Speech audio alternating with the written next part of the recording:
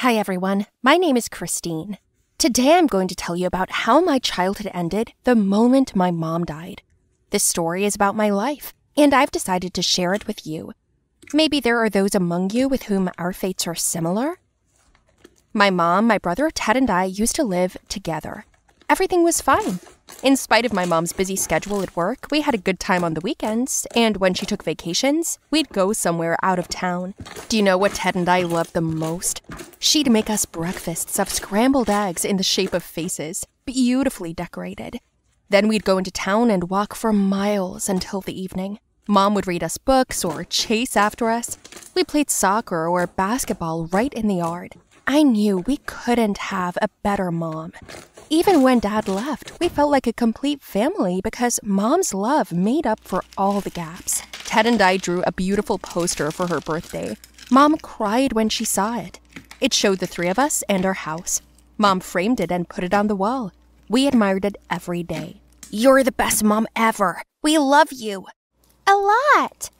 What would I do without you, kids? I love you so much. How would I be without you? What do you mean? We're nowhere without you, just like you aren't without us. Who will take such good care of us and do everything you do for us? You're right. I was just thinking out loud. Don't say that. You're our mom, and you have to be there for us. I'll be with you till the end. Mom worked hard to provide for us, but in recent years, I began to notice that she got tired faster, lost a lot of weight, and her hair came out. I guessed she was sick, but when I asked her about it, she would say the same thing. It's okay, baby. One day I came home early from school and found her unconscious on the kitchen floor. I called an ambulance. Ted was still in school at the time. At the hospital, they gave my mom some kind of IV drip, and then they said they had her card and that she was seriously ill. What does she have? She has blood cancer. Didn't she tell you? I didn't say anything. It was like being hit over the head with something. I didn't want to believe it.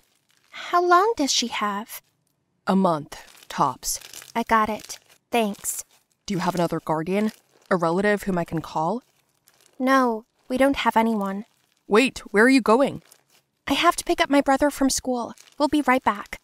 I picked Ted up from school. He kept asking where his mom was. I told him she was sick and that we were going to see her. Ted didn't understand the words cancer or leukemia, and I didn't want to tell him what it was.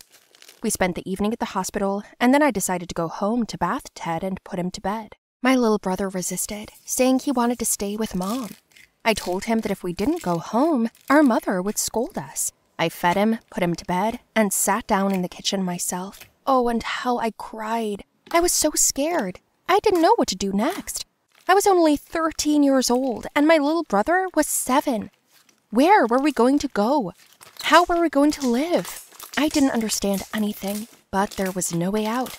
As long as my mother was still alive, I had to stay strong. The next day, while Ted was at school, I went to the hospital and asked how her treatment was going. The doctor said that her progression was stable, but that Mom was not coming out of it. And we didn't know what was going to happen next. I asked how much the treatment costed and what else was needed. The doctor said, as you have insurance, it will cover most of the expenses, but you'll still have to pay for hospital care and other medications. It will cost you $5,000. How much? I'm sorry, I understand, but the insurance money is running out, so it's either pay up or... I'll find the money. I left with a firm belief that I was going to make the money, but the first thing I did was go to school and tell the principal that I would not be attending classes. I asked to take a leave of absence.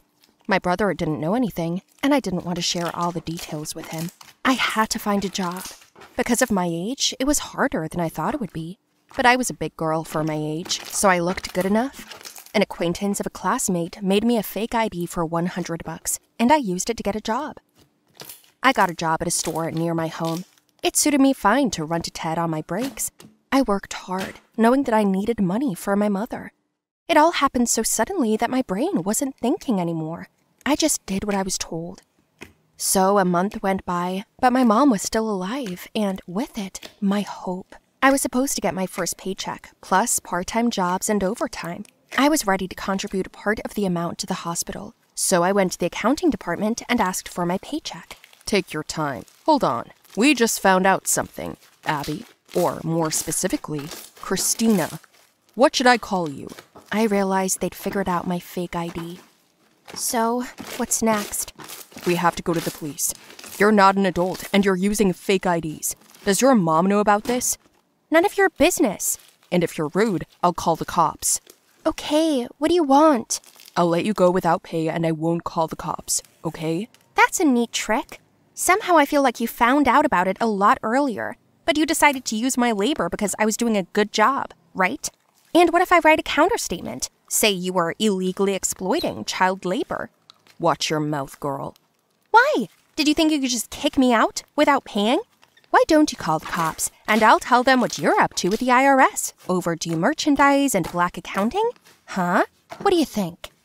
You little bastard. I'll give you your paycheck, but you're out of here once and for all, you understand? I don't need you anymore. I won't work with you anymore. Here's the money. Get lost. Honestly, I didn't expect this for myself, because I would never talk like that before in my life, and I never even thought about it. But my childhood was over. I had to admit it. Joyfully, I left there and ran to the hospital. Doc, here's the money. Here's some of it. I'll get some more. I'm sorry, Christine. What? What's the matter? Your mother, she passed away. What? No, it's a mistake. It can't be. Where is she? Can I see her? I turned my head and saw her being covered with a sheet. I was in shock. My head was buzzing. There was this noise in my ears. Then I blacked out. When I came to, I went home. The hardest part was telling Ted. Why so sad? I'm tired from work. It's okay, be patient. When Mom gets out, you'll go back to school. Yeah, I guess. Ted, I need to tell you something. I drew a new picture for Mom. It's sure to make her feel better. Wow, show me. He brought a new picture of the three of us with a dog. What's that? A dog? Yeah, I'd like a dog. Why don't we ask Mom? When she gets better, we can train her together. I cried. Ted hugged me and said, Don't cry, I'll let you play with two. And I just couldn't bring myself to tell him about our mom. Are we going to see Mom tomorrow? I'm afraid that won't be possible. Why not? Mom's been transferred to another hospital. She's in another city now. What do you mean? Well, the doctors there are better and the conditions are better. So Mom will be treated there for the time being. Oh, well, I'll just pick out a name for the dog in the meantime. As much as it pains me to admit it, I buried Mom alone. I didn't want Ted to shut himself away. It was hard for me, but my childhood was over. Now I had to take care of my baby brother. A month later, he asked about Mom again. I said she was fine, but that no phones were allowed where she was. She asked me to do something for you. What? I pulled out a box, and a doggie popped out of it. Ted was so excited. Yay! Thank you! And Mom! I promise I'll keep an eye on him. He's so cute. This is from me and Mom. Just make sure you raise him well and that he doesn't chew in our shoes. Of course, thank you. And he ran off to play with a puppy. I looked at him and I was both sad and happy for him. I looked up into the sky and knew my mom was watching us and was proud of me. I promise you, Mom, I will do anything to make Ted happy, I told her into the sky. Eventually, I dropped out of school completely and devoted myself to working with fake IDs. I worked here and there, but I worked, providing for Ted and I, making up stories about our mom. I don't know when or how I'm going to tell him the truth, but certainly not now. I don't want him to grow up so fast. I have a lot of work ahead of me. Now we don't have a guardian, and the guardianship authorities come to visit me all the time, but I talk them down and see them off. What will happen to us next? I don't know yet, but I'll figure something out, for sure. Hello everyone, my name is Eliza. I had a difficult period in my life, even the most difficult. Of course, it's a little easier now, but what I went through almost made me give up. I will tell you everything now in more detail, and you please like the video, write your opinion in the comments, and do not forget to subscribe to the channel. I'm in high school. I'm 15 years old, and I've never been an ardent party girl. Yes, I was the most ordinary girl who studied, helped my mother with chores around the house. My mother had a second marriage. That is, I lived with my stepfather. They had twins, and my mother had absolutely no time for me. On the one hand, I understood that I was an adult. and I needed to support my mother. It is more difficult for her, but on the other, I still felt the need for her presence in my life. But ever since she got pregnant, there has been less and less of her. The only thing left for me is to move on, go to school, and help around the house. Well, then some kind of nightmare began. When the babies were born, it was great, of course. We were all happy, but most of all, I was worried about my mother. When they were discharged from the hospital, something started at home. There was a round-the-clock yell. It was impossible to sleep or do homework in the house because the girls were constantly yelling. Then one, then another. I had no idea how to help her. And on the other hand, I just wanted silence. Once, when my father left for work, my mother asked me to stay and help her with her little ones. I couldn't because I had an important exam waiting for me at school. I couldn't miss it. All of a sudden, she started yelling at me a lot. She called me a shitty daughter, and I was offended by her. What right did she have to call me that? Out of anger, I said a lot of unnecessary things to her. I probably shouldn't have said it, but I couldn't help myself. I shouted that it wasn't my fault that she had remarried and had to give birth. My mother felt like cold water had been thrown over her. She stood up straight and left. Full of anger, I slammed the door and ran to school. By the way, yes, that day I successfully failed the exam, and this made me even more angry. I've never been so angry before. Anyway, just in time for me to step out into the hallway after the exam, Cal came up to me. This is a guy from another group. He has been hitting on me for a long time, but I did not return his love. He invited me to a party in honor of the fact that his parents went on vacation and left him alone in their big house. I decided to accept the invitation and went with him as agreed. I was very drunk that night, and I think I was taken with the first glass of champagne.